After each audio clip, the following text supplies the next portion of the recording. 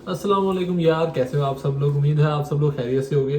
तो यार आज से कुछ टाइम पहले मैंने कंपैरिजन सीरीज शुरू की थी जिसमें मैंने यूके वर्सेस कनाडा और यूके वर्सेस ऑस्ट्रेलिया का रिव्यू कर दिया था। लेकिन आज की इस वीडियो में मैं बात करने वाला हूँ यूके वर्सेस जर्मनी के बारे में कि कौन सी कंट्री है, उसके कौन से एस्पेक्ट हमारे लिए बेहतर हैं, किस कंट्री में रहने के क्या ड्रॉबैक्स हैं और क्या फायदे हैं, और किस कंट्री में हमारे लिए पीआर प्रोसेस है वो इजी हो सकता है। और इस वीडियो में आपके सामने मैं सारे फैक्ट्स रखूंगा कि एज अ स्टूडेंट कौन सी कंट्री बेहतर है मेरे अकॉर्डिंग, और अगर हम लॉन्ग टर्म की बात करें तो पीआर लेने के लिए कौन सी कंट्री बेहतर है। तो मैं सारे पॉइंट्स रख दूंगा, फैसला आपने करना है। और यार जहां जहां से भी वीडियो देख रहे हो, मैं ये कहना ये चाहूंगा कि वीडियो को लाइक किया करो यार। आपके लाइक करने से मुझे मोटिवेशन मिलती है और मुझे और बूस्टअप मिलता है कि मैं रोज रोज वीडियो बनाऊं। तो अब स्टार्ट करेंगे। सबसे पहले अगर बात करें, यूके में जो हमारी करेंसी है वो पाउंड चलता है, ग्रेट ब्रिटेन पाउंड, ठीक है। और जो जर्मनी की करेंसी है वो यूरो चलता है। अब यूरो और पाउंड में अगर पाकिस्तानी रुपीज में कन्वर्ट करके देखें तो इतना कोई खास फर्क है नहीं, बहुत ही मिनिमल सा डिफरेंस आता है। जो यूके में स्टूडेंट वीजा है उसके चार्जेस होते हैं, लेकिन जब जर्मनी में स्टडी है वो बिल्कुल फ्री है। अब वो कैसे? जो स्टूडेंट वीजा है यूनिवर्सिटीज की यूके में अभी एवरेज फीस चल रही है 12,000 से लेके 15,000 पाउंड तक, ठीक है। जबकि जर्मनी में स्टूडेंट वीजा की कोई फीस नहीं है, आपका बिल्कुल फ्री होता है। लेकिन जर्मनी में क्या होता है कि आपने एक ब्लॉक अकाउंट देना होता है। ब्लॉक अकाउंट का मतलब ये है कि आप जर्मनी में आने से पहले ना इस चीज की सिक्योरिटी देते हो कि आप वहां पे आके अपने रहने के और खाने पीने के फंड्स को मेंटेन कर सकते हो। तो उसकी मद में ना कुछ आपने अपने अकाउंट में कुछ पैसे रखवाने होते हैं, जो कि अभी ब्लॉक अकाउंट की जो अमाउंट है 11,208 यूरो चल रही है। तो आपने इतने पैसे अपने अकाउंट में शो करवाने होते हैं। अब इसको अपनी करेंसीज में आप जहां जहां से भी वीडियो देख रहे हो, पाकिस्तान से, इंडिया से, बांग्लादेश से या नेपाल से या जहां से भी है, आप इसको अपनी करेंसी में कन्वर्ट करके खुद देख लेना कितने पैसे बनते हैं। तो हम बात करेंगे पाउंड में और यूरो में। तो इतने पैसे बेसिकली आपके वहां रहने की श्योरिटी होते हैं। लेकिन होता क्या है कि हर महीने आपको इसमें से 10% अमाउंट रिलीज कर दी जाती है, जो कि गालबन बनती है 934 यूरो। लेकिन ऐसा नहीं होता कि यहाँ ही आप जाते हो आपको फौरन ही नेक्स्ट मंथ से ये पैसे मिलने शुरू हो जाते हैं। इसकी कुछ फॉर्मेलिटीज होती हैं। डॉक्यूमेंटेशन जो है ना वो जर्मनी में काफी स्ट्रिक्ट है। तो वो आपकी सारी डॉक्यूमेंटेशन होती है और उसके बाद आपको ना हर महीने इसका, आपकी जो ब्लॉक अकाउंट की अमाउंट होती है, इसका 10% मिलना शुरू हो जाता है, ठीक है। अब बात करें स्टडी वीजा के हवाले से, तो यूके में कोई ब्लॉक अकाउंट नहीं है। आपने अपनी फीसें भी खुद देनी है यूनिवर्सिटी की, आप अपने रिहाइश भी खुद मैनेज करते हो और आप अपना खाना पीना भी खुद मैनेज करते हो, सब कुछ प्राइवेट होता है। लेकिन जर्मनी में हमें ब्लॉक अकाउंट चाहिए होता है। लेकिन उसकी भी एक कंडीशन, अगर आपको कोई रिश्तेदार है और वो वहाँ का जर्मनी का नेशनल है, वो वहाँ पे मौजूद है, या आप किसी एक स्पेसिफिक कोर्स में ऐसी कोई फील्ड है उसमें जा रहे हो, तो उसमें कुछ थोड़े बहुत ऑप्शन है जिसमें आपको ब्लॉक अकाउंट भी एग्जाम्प्ट कर दिया जाता है। और फिर तो वहाँ पे एजुकेशन लेना जाके बहुत ही ज्यादा आसान है। दूसरे नंबर पे बात करें अगर मिनिमम वेज की, तो जो जर्मनी है वहां पे मिनिमम वेज है इस टाइम 12 यूरो, ठीक है। और जो यूके है वहां पे मिनिमम वेज अभी चल रही है 10 पाउंड और 42 पेंस चल रही है, जो कि नेक्स्ट मंथ इंक्रीज हो जाएगी 11.44 पे। तो वेजेस का कोई खास डिफरेंस है नहीं, दोनों मुल्कों में ऑलमोस्ट आपको सेम ही वेज मिल रही होती है। लेकिन बात करें अगर अकोमोडेशन की, तो यूके में इस टाइम जो है ना बड़े बड़े एरियाज में, बड़े सिटीज में, लंदन हो गया और बर्मिंघम हो गया, इनमें थोड़ी सी अकोमोडेशन महंगी है। जबकि छोटे एरियाज में अभी अकोमोडेशन क्वाइट अफोर्डेबल है। लंदन में जब स्टूडेंट ने एक एवरेज रूम लेना होता है तो ऑलमोस्ट 500 पाउंड प्लस उसको मिलता है, ठीक है। ये भी कम पैसे हैं, बहुत ज्यादा महंगाई है लंदन में। लेकिन जो अगर छोटे एरियाज में बात करें तो आपका 350 से 400 पाउंड में आपको एक अच्छा कमरा रहने के लिए प्राइवेट मिल जाता है। और अगर जर्मनी की बात करें तो वहां भी इतना ही है, 300 से 400 यूरो में आपको रहने के लिए अकोमोडेशन मिल जाती है महीने की।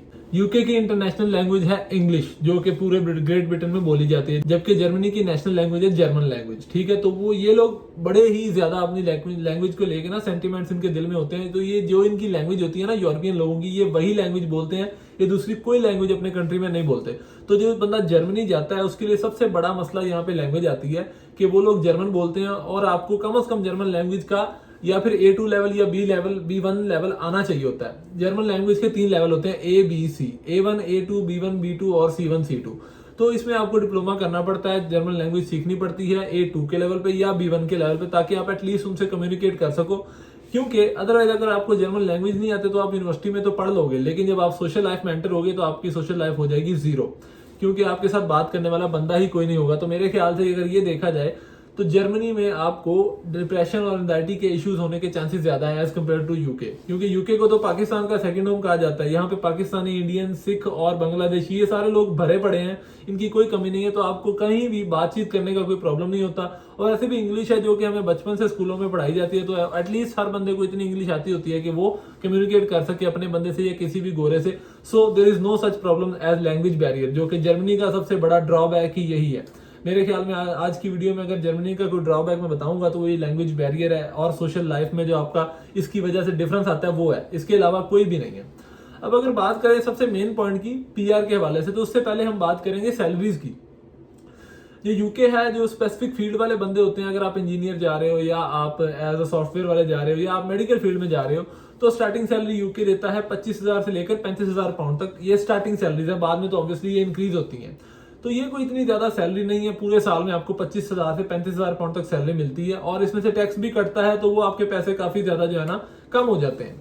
जबकि अगर जर्मनी की बात करें, जर्मनी आपको इंजीनियरिंग की फील्ड में या मेडिकल फील्ड में जो एवरेज सैलरी दे रहा है वो 40,000 यूरो से लेके आपको ऑलमोस्ट 55 या 60,000 यूरो तक दे रहा है बेसिक स्टार्टिंग सैलरी।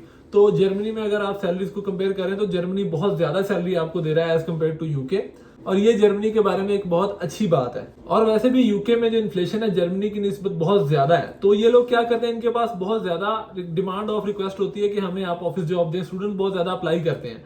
तो होता क्या है कि ये लोग सिर्फ एक्सपीरियंस बंदों को जॉब के लिए कंसिडर करते हैं, और एज अ स्टूडेंट तो अब ये रूल भी खत्म हो गया कि आप वीजा स्विच कर सकते हो। इसलिए यूके में जो as a student office job लेना है ना, बंदे के लिए क्वाइट डिफिकल्ट है। आपके पास अगर एक प्रॉपर एक्सपीरियंस है और आपके पास प्रॉपर प्रूफ है उस एक्सपीरियंस का, फिर आपको ये लोग ऑफिस जॉब ऑफर करते हैं। अदरवाइज यहाँ पे as a student office job लेना बहुत मुश्किल हो गया है। बात करें अगर जर्मनी की, तो जर्मनी में इन्फ्लेशन यूके की निस्बत काफी कम है, बहुत ही कम है। और यहाँ पे कह लें कि स्किल्ड बंदे भी उतने ज्यादा नहीं जाते जितने कि यूके में जाते हैं, due to the language reason, क्योंकि वो लैंग्वेज बैरियर एक बहुत बड़ी रीजन है जिसकी वजह से लोग जर्मनी को छोड़ देते हैं और यूके को चूज करते हैं। तो जर्मनी में एज अ स्टूडेंट भी ऑफिस जॉब टारगेट करना इजी है। अगर आप लोगों के पास एक प्रॉपर स्किल है तो आपको बड़े आराम से वो जॉब मिल जाएगी, और आप ऑफिस जॉब में एक बार घुस गए तो आपकी पीआर बिल्कुल सीधी हो जाती है, और ये लोग आपको खुद ऑफर करते हैं, आपको कहने की भी जरूरत नहीं पड़ती। और बात करें अगर पीआर की, तो आपको पता है यूके में जब आपको स्पॉन्सर्ड जॉब मिल जाती है उसके बाद 5 साल का प्रोसीजर होता है कि आपको 5 साल बाद पीआर मिलती है। और ऐसा कोई चक्कर नहीं होता कि अगर आपका बेबी पैदा हुआ है तो वो यहाँ का नेशनल होगा, वो भी आपके साथ सेम रूट पे जाता है। लेकिन जर्मनी की एग्जाम्पशन है कि अगर आपका कोई बेबी जर्मनी में पैदा हो जाता है तो वो तो वहां का नेशनल ही है, सेम एज अमेरिका। उसको डायरेक्ट ही 18 ईयर का 18 साल का वो वीजा दे देते हैं। उसके बाद जब वो मेच्योर हो जाता है तो उसको डायरेक्ट पासपोर्ट मिल जाता है। और अगर आप ऑफिस जॉब में आते हो तो 36 महीने का प्रोसीजर है, 3 साल के अंदर आपको जर्मनी में जो है ना वो पासपोर्ट या पक्के पेपर जिसको आप कह सकते हैं वो मिल जाते हैं। तो जर्मनी उस हवाले से भी यूके से क्वाइट बेटर है। बाकी यार एज अ स्टूडेंट हमें दोनों ही कंट्रीज में सेम वेज मिलती है ऑलमोस्ट, और same number of hours allowed होते हैं, 20 घंटे एज अ स्टूडेंट अलाउ होते हैं। लेकिन टर्म टाइम में जब छुट्टियां होती हैं तो दोनों ही कंट्रीज टर्म लेटर लेके फुल टाइम वर्क आपको अलाउ कर देती हैं। बात करें अगर वेदर कंडीशंस की, तो जर्मनी का वेदर थोड़ा सा एक्सट्रीम है क्योंकि यूरोप का वेदर थोड़ा सा ज्यादा एक्सट्रीम है, और यूके का वेदर थोड़ा सा अब नॉर्मल हो गया। अब तो इस बार तो बिल्कुल ही कह लें कि सर्दी बहुत ही कम पड़ रही है, बड़ा ही नॉर्मल मौसम है, और लाइफ एक्सपेक्टेंसी भी इन मुल्कों में तकरीबन बराबर ही होती है। बाकी यार जब आप यूके में एज अ स्टूडेंट आ जाते हो, आपने अपनी ए से जी तक हर चीज खुद मैनेज करनी होती है। आपको फीस, रिहाइश, खाना पीना और सारे एक्सपेंसेस सारे खुद मैनेज करने पड़ते हैं। लेकिन जर्मनी में जो आप पैसे लगा के आते हो, सिर्फ आपके वीजा वगैरह के चार्जेस जो आपने देने होते हैं, बाकी स्टडी आपकी फ्री होती है। और ब्लॉक अकाउंट की अमाउंट एक बार आप जमा कराते हो और एक बार मिलना शुरू हो गई तो वो भी साल के अंदर आपको पैसे सारे वापस मिल जाते हैं, आपका 1 रुपया भी नहीं लगता। और आप अगर आपके एक्सपेंस इतने थोड़े हो रहे हैं तो जो भी जॉब आप लेते हो आपको सिर्फ अपने रहने के और खाने पीने के एक्सपेंस देने होते हैं, बाकी जो भी आप कमाते हैं वो आपकी सेविंग बन जाता है। और ऑफिस जॉब टारगेट करना भी जर्मनी में ज्यादा इजी है क्योंकि वहाँ पे इन्फ्लेशन कम है, और आप एक्सपीरियंस के साथ अगर प्रॉपर रिसर्च के साथ जाते हैं तो आपको जॉब ज्यादा आसानी से मिल जाती है।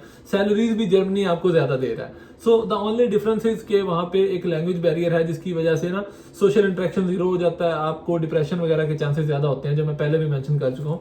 सो ये सारा था हमारी आज की वीडियो का रिव्यू। अगर आपको वीडियो अच्छी लगी है तो मुझे कमेंट में अपना रिव्यू देके जाइएगा इसके बारे में।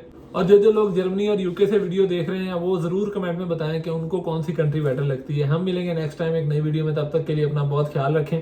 अल्लाह हाफिज।